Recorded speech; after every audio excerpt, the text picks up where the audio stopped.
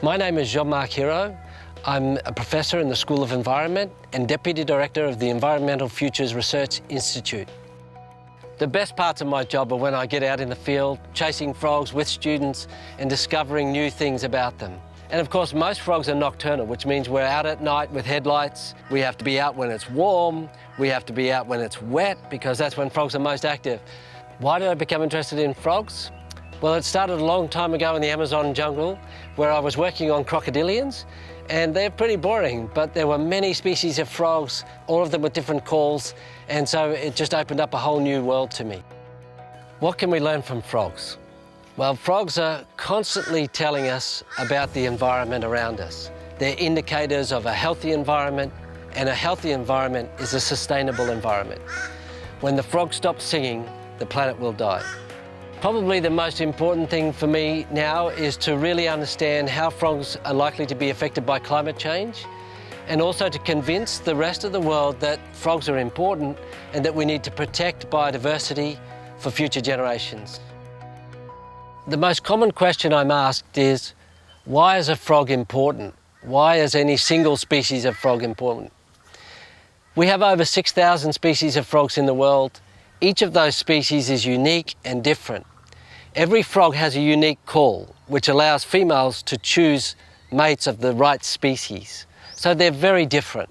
In humans, we're about 97% similar DNA to a chimpanzee.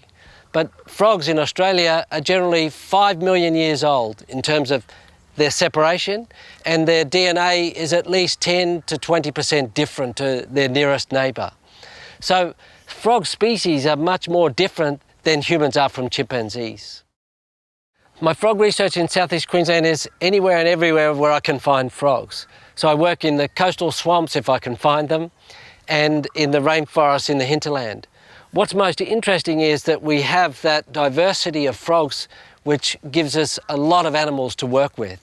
And also the altitudinal gradient allows us to examine the impacts of climate change on frogs and see how they're likely to fare in the future. My research has focused on ecology of frogs initially, and how there are so many species and how they coexist. But as global amphibian declines imposed itself on Australian frogs, and frogs started literally disappearing before my very eyes, my research shifted into understanding the disease that was associated with those declines. And now more recently, it's more important for us to look at the effects of climate and how that frogs may be affected in the future by climate change. My recent research has focused on stress physiology. So now we're starting to look at the internal physiology of frogs and see how stresses affect their hormonal balance. Recent research has found that frogs at high elevation have much higher stress hormone levels than frogs at low elevation. This is really interesting, and we don't know why, so that's the puzzle I'm still to solve. Well, catching frogs is not an easy task. They call and make a lot of noise, but of course that's only males attracting females. So it's relatively easy to hear a frog, but it's much more difficult to find it.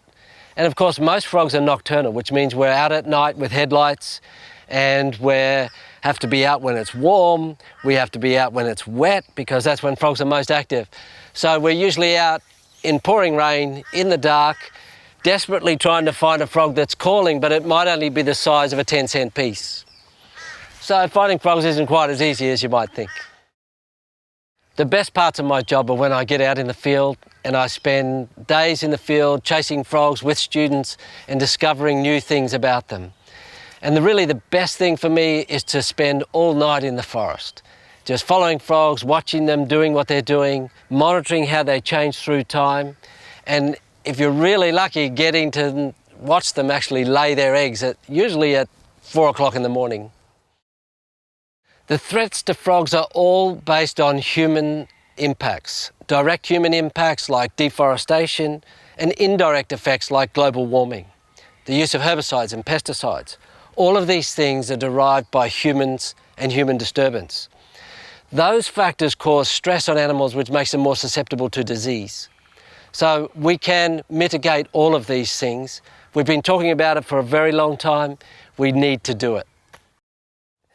The best thing you can do for frogs in your area is to protect whatever forest and whatever streams are still there, because they need those habitats to breed in. You can help a little bit by planting native trees in your garden and having good vegetation where they can live and grow and feed, but at the end of the day they need sites to breed or reproduce. And those must be in natural areas, usually associated with streams, but also ephemeral ponds are a critical part of the natural environment which have disappeared. If the frogs disappear, then it's an indicator that the environment is deteriorating.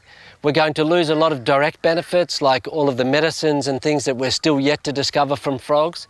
We lose the ability to just enjoy them and see them, but we're also losing the environment which is attracting tourists from all over the world.